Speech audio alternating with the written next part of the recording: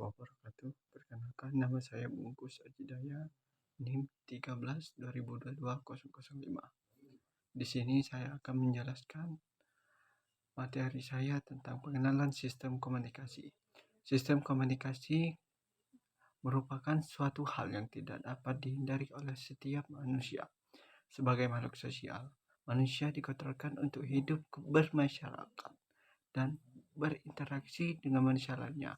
Dengan berkomunikasi, mempelajari komunikasi berarti meningkatkan kemampuan untuk berkomunikasi, menulis, berbicara, dan sebagainya.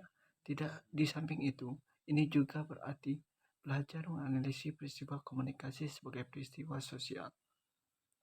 Sejarah induksi telekomunikasi.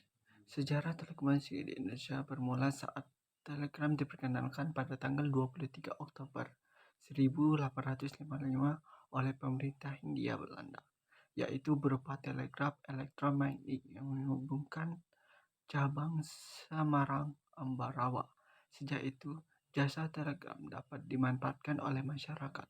2 tahun kemudian, panjang saluran telegraf berkembang terus hingga mencapai 2.700 km, dilayani oleh 28 kantor telegraf.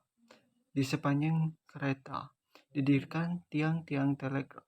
Sementara itu, kabel laut telah terpasang antara Jakarta dan Singapura. Selanjutnya dari Jawa, Banyuwangi ke Australia, Darwin. Konsep dasar telekomunikasi. Komunikasi sama dengan hubungan atau pertukaran informasi, suara, data, dan video.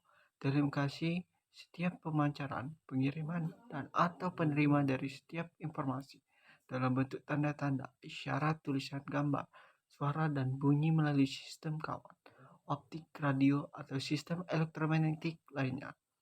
Undang-Undang Republik Indonesia Nomor 36 Tahun 1999 tentang telekomunikasi. Sistem telekomunikasi suatu kesatuan yang terdiri dari bagian-bagian yang lebih kecil saling berinteraksi untuk mencapai tujuan tertentu, yaitu pertukaran informasi. Komponen jaringan telekomunikasi terdiri dari sumber, pengiriman, sistem transmisi, penerima, tujuan.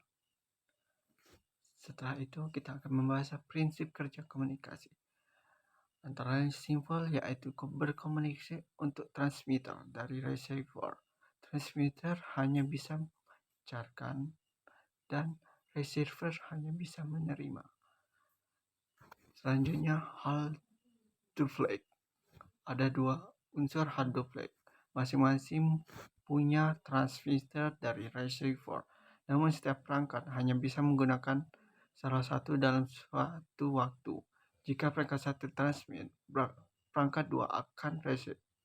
Pada proses itu, perangkat 1 tidak akan bisa receive dengan perangkat 2 tidak akan bisa melakukan transmit.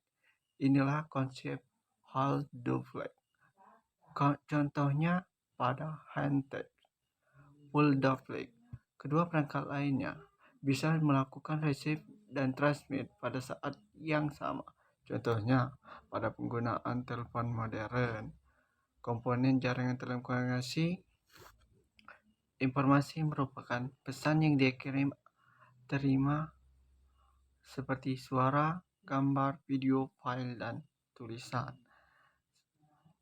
Dan ada juga pengirim atau pemancar, berubah informasi menjadi sinyal listrik, elektromagnetik, optik yang siap untuk dikirimkan.